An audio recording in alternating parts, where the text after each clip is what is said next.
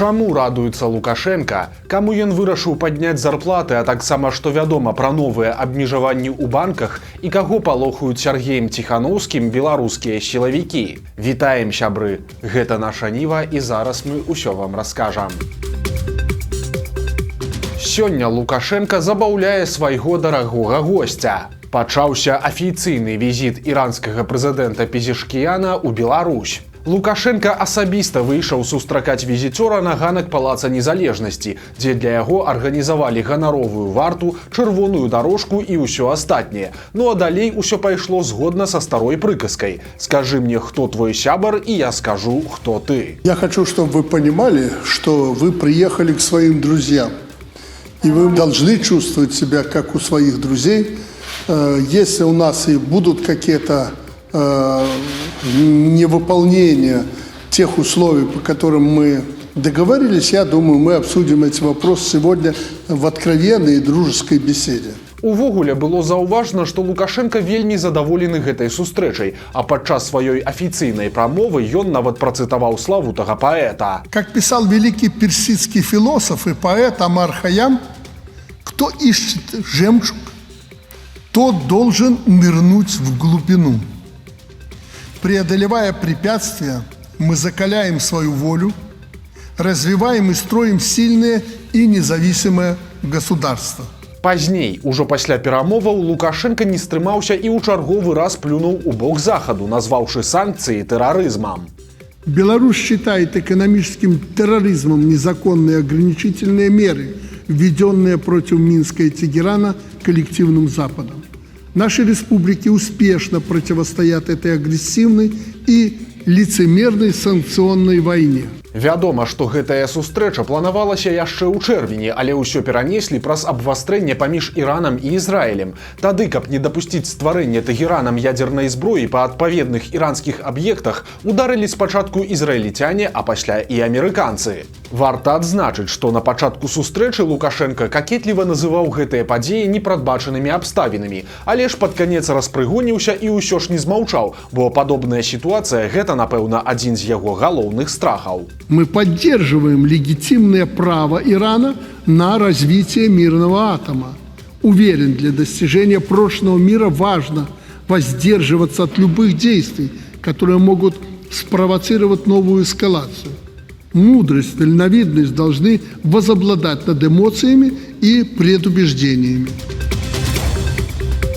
Тым часам, хоць Лукашенко паказальна і плюе ў бок захаду, але ж на справе ён мае унікальны шанец з тым самым захадам усё наладзіць. І ён сам гэта добра ведае і разумее. У сваім апошнім артыкуле для фонда Карнегі пра гэта разважае вядомы беларускі аналітык Артём Шрайбман. Ён лічыць, што званок Трампа Лукашэнку быў сапраўдным прарывам пасля 5гадовай ізаляцыі Мінска.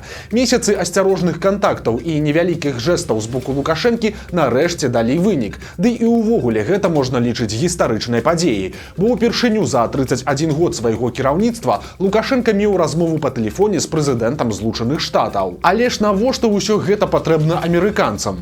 Тут, на думку Шрайбмана, ёсць некалькі прычын. Па-першае, Лукашенко ўжо доўгі час вызваляў вязняў маленькімі групамі, што пераканала Вашынгтон у магчымасці дамовіцца з Мінскам невялікім коштам. Па-другое, праца грамадзянскай супольнасці зрабіла тэму палітвязняў цэнтральнай у адносінах Беларусі і Захаду. Ну і трэці момант. Лукашенко, нягледзячы на пацярпелую за апошнія 5 гадоў суб'ектнасць, здолеў прыцягнуць увагу Злучаных Штатаў, прадэманстраваўшы сябе як патэнцыйна карыснага суразмоўцу ў іх спробах наладзіць адносіны з Расіяй. Праўда, пакуль не зразумела, як доўга амерыканскай адміністрацыі будуць цікавыя гэтыя размовы з Мінскам і чым канкрэтна Лукашенко іх напаўняе, бо рызыкі застаюцца высокімі. Імпульсіўны Трамп можа хутка страціць цікавасць да беларускага пытання, асабліва калі Лукашенко будзе менш падатлівы, чым чакаюць у Вашынгтоне. А на поўнае вызваленне палітвязняў Мінск гатовы ісці толькі пры ўдзеле Еўрасаюза, бо менавіта еўрапейскія санкцыі выклікаюць у Лукашэнкі найбольшы дыскамфорт.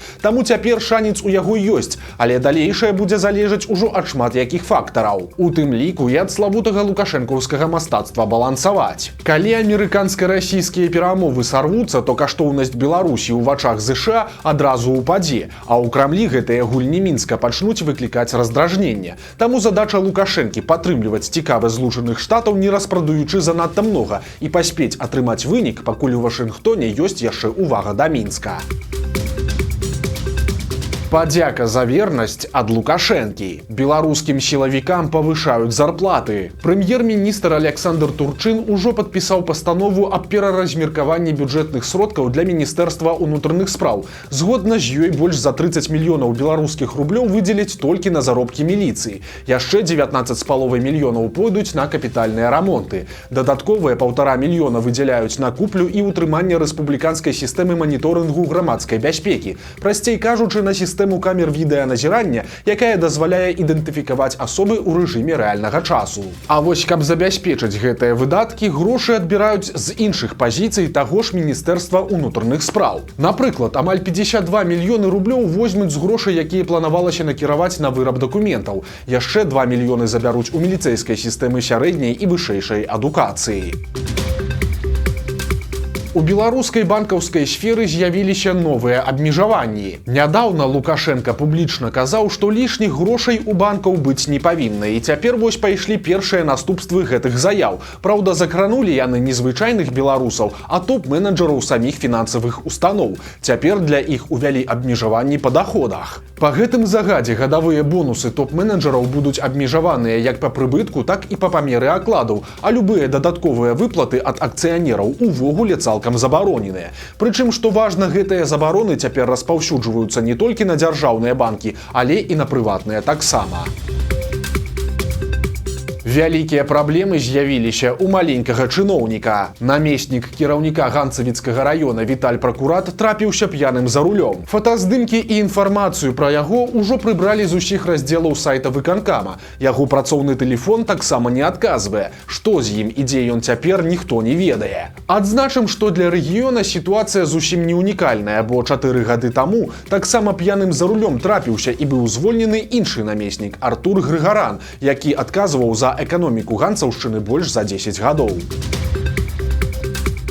Нечаканая прыдумка беларускіх сілавікоў. Цяпер яны палохаюць Сергеем Ціханоўскім тых беларусаў, якія надта ўжо любяць Расію. На гэта паскардзіўся жыхар Бабруйска і вядомы прарасійскі актывіст Артём Агафонаў. Ён расказаў, што ўвечары яму нечакана пазванілі з мясцовай міліцыі і запрасілі на прафілактычнае мерапрыемства. Актывіст спалохаўся, пачаў рыхтавацца да пасадкі і нават набраў сабою таблетак. Але ж у міліцыі Агафонава і яшчэ некалькіх чалавек адправілі ў актавую залю глядзець прапагандысцкі сюжэт АНТ пра Сергея Ціханоўскага, пасля чаго яго проста адпусцілі. Але аматар рускага свету ад такой прафілактыкі не кісла стрэсануў. Цытата Агафонава: «Жаданне далей жыць у Беларусі такія візіты, мякка кажучы, не павялічваюць». Страшны канвеер Лукашэнкі не спыняецца. Апошнім часам сілавікі амаль не паведамляюць пра палітычныя затрыманні і суды, але ж на справе менш іх не становіцца. Чарговая такая расправа прайшла ў Мінску, дзе асудзілі 3 чалавек за ўдзел у ініцыятыве «Пісьмо.бел». Гэта быў сервіс для адпраўкі лістоў зняволеным, якім карысталіся тысячы беларусаў. Пры гэтым толькі 10% лістоў ішлі палітвязням. У асноўным сервіс быў разлічаны на звычайных асуджаных. Варта адзначыць, што карыстальнікі сервісу прымалі ўмовы не парушаць патрабаванні Міністэрства ўнутраных спраў і не адпраўляць забароненую інфармацыю, але ж у выніку гэта не выратавала ад разгрому. Улады Беларусі прызналі сервіс экстрэміскім, а яго заснавальнікаў неўзабаве затрымалі. Цяпер 3 мужчын адправілі ў калонію, прызнаўшы вінаватымі ў стварэнні экстрэміскага фарміравання. Аляксандру Мазуру і Паўлу Каранюхіну прысудзілі па 3,5 гады зняволення, а Аляксандру Лыкшыну 3 гады і 7 месяцаў ва ўмовах узмоцненага рэжыму. Таксама суд прызначыў усім 3 па 1000 базавых велічыняў штрафу. Беларус нарабіў праблем, вырашыў знікнуць назаўжды, але ў выніку ў яго нічога не атрымалася. Падрабязнасцямі гэтай амаль што кінематаграфічнай гісторыі падзялілася беларуская міліцыя. У 2006 годзе ў Мінску знік 43-гадовы мужчына па імені Сяргей. Раніцай ён сышоў на працу і больш дадому не вяртаўся. Спачатку здавалася, што гэта нейкая недарэчная выпадковасць, бо ў мужчыны была сям'я, двое дзяцей-падлеткаў і стабільная праца. Але ж калі мужчыну пачала шукаць міліцыя, то ўсплыў цэлы шэраг непрыемных фактаў. Па-першае, ён меў праблемы з азартнымі гульнямі. Пакідаў у казіно буйныя сумы і толькі ў дзень знікнення прайграў каля $3000. Па-другое, у гэтага Сяргея выявіўся раман з дзяўчынай на 16 гадоў маладзейшай за яго. І па-трэцяе, на працы зніклі $10 000 з чорнай касы фірмы, дзе ён быў адным з кіраўнікоў. Падазрэнне падала і на палюбоўніцу, і на жонку, і на крэдытораў, а таксама на кампаньёнаў, але ні адна з гэтых нітачак у выніку не прывяла да разгадкі. Усе гэтыя гады мужчыну працягвалі шукаць. У нейкі момант з'явілася версія, што ён патануў, бо ў Віцебску знайшлі неапазнанае цела, але ДНК не супала, і ў выніку сям'я прызнала Сяргея памерлым і спрабавала неяк жыць далей. І вось цяпер гэты чалавек нечакана знайшоўся, прычым далёка ён не паехаў. Быў не ў Беларусі, але зусім побач. Высветлілася гэта, калі ў расійскім Смаленску ў бальніцу прывезлі пажылога мужчыну з сардэчным прыступам. Пацыента суправаджала жанчына, а сам ён меў даўно пратэрмінаваны беларускі пашпарт. Праверка паказала, што гэта менавіта той самы зніклы Сяргей. Усе гэтыя гады ён жыў непадалёк ад Смаленска, кінуў машыну ў Беларусі і перайшоў мяжу вакольнымі шляхамі. А пасля наш герой сустрэў дзяўчыну паштальёна і пасяліўся з ёй на хутары, дзе і вёў ціхае жыццё ў адзіноце да таго моманту, пакуль яго не накрыў інфаркт. Што будзе далей, невядома, але ў міліцыі падкрэслілі, што са сваімі роднымі мужчына пакуль сустрэцца не гатовы. Дзікая гісторыя здарылася ў беларускай сталіцы. Там мужчына 4 гады трымаў у рабстве пенсіянераў і прымушаў іх прасіць грошы ў мінакоў. Усё пачалося ў 2020 годзе, калі Мінчук знаходзіў бяздомных і прапаноўваў ім працу на будоўлі, а таксама жыллё ў сталіцы. Калі тыя пагаджаліся, у іх забіралі пашпарты, а затым іх прымушалі жабраваць каля цэркваў і крамаў. Усе здабыткі мужчына забіраў сабе, а пенсіянераў запужваў смерцю. Цяпер былыя жабракі згадваюць, што па прыездзе ў Мінск начальнік выдаў ім не будаўнічыя інструменты, а плакаты з надпісамі аб дапамозе і інвалідныя вазкі. Акрамя таго, ён растлумачыў, дзе ім трэба стаяць і як больш эфектыўна выклікаць жаль у мінакоў. Штодзённы заробак мужчын складаў прыкладна 100 рублёў. Такім чынам іх гаспадар зарабіў каля 60 000. Пры гэтым малады мужчына ўвесь час здзекаваўся з ахвяр. Ён збіваў пенсіянераў і забараняў ім есці, а таксама піць, курыць і хадзіць у туалет без дазволу. Таксама ён усталяваў сістэму адпрацоўкі. Калі мужчыны не збіралі дастаткова грошай, ён абліваў іх ледзяной вадой і выстаўляў на балкон у халоднае надвор'е. Праз усё гэта ахвяры баяліся звяртацца ў міліцыю і выконвалі ўсе дзікія патрабаванні. Як усплыла гэтая гісторыя, невядома, але ж цяпер гэтага гаспадара арыштавалі і судзяць. За эксплуатацыю людзей яму пагражае да 10 гадоў калоніі. Вядома, што да суда дажылі не ўсе ахвяры. Некалькі пенсіянераў, якіх абвінавачаны прымушаў жабраваць, памерлі. Загадкавыя прыгоды крымінальнага аўтарытэта ў Беларусі. Стала вядома, што зноў арыштавалі вядомага беларускага злодзея ў законе Паштэта. Пра яго затрыманне паведамлялі і вясной, але ж тады ўсё скончылася вельмі мутна. Сапраўднае імя мужчыны Павел Алексеевич. Яму 43 гады і за гэты час ён быў судзімы ажно 6 разоў па розных крымінальных артыкулах. Каранацыя яго ў злодзеі ў законе нібыта прайшла яшчэ ў 2012 годзе. Год таму Паштэт выйшаў пасля чарговай адсідкі і адразу ўзяў за старое. Ён сам звязаўся з прадстаўнікамі украінскага махлярскага кол-цэнтра і, карыстаючыся статусам крымінальнага аўтарытэта, прапанаваў супрацоўніцтва. На працягу паўгода ён разам з падзельнікам забіраў грошы ў падманутых махлярамі беларусаў і пасля пераводзіў іх у крыпту ці асабіста перадаваў заказчыкам. Тады яго схапілі беларускія сілавікі і нават завялі справу за махлярства, але далей пачалося нешта незразумелае. Выглядае, што Паштэта не судзілі і ён увогуле застаўся на волі, а цяпер яго затрымалі па новай, але гэта выклікае яшчэ больш пытанняў. Цяпер на Паштэта завялі крыміналку за незаконны абарот наркатычных сродкаў, які прывёў да смерці чалавека. Па версіі сілавікоў, 31 снежня 2022 года жыхар Барысава атрымаў ад Паштэта нейкія псіхатропы, ужыў іх і ў выніку памёр. Але тут ёсць адно але, бо з 21 года па 24 Паштэт сядзеў у турме. Як тады ён змог перадаць забароненыя рэчывы, незразумела. Міліцыя падрабязнасці не агучвае і проста гэта пераконвае, што неяк змог. Па гэтым абвінавачванні паштет можа сесці на тэрмін ад 12 да 25 гадоў.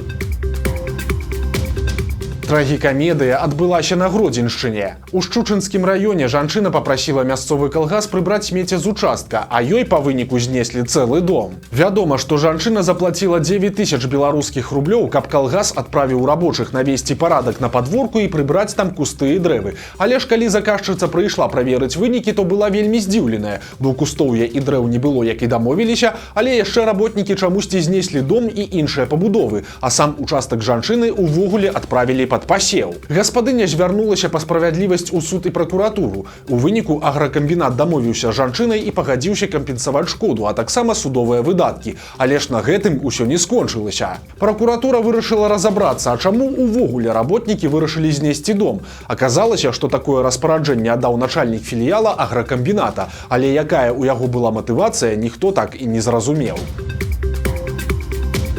Вось такія навіны серады. Подписывайтеся на канал, ставьте лайки альбо дизлайки и выказывайте заўвагі ў каментарах. И, конечно, читайте нашу Ниву, глядите нашу Ниву и любите Беларусь. До сустрэчы завтра.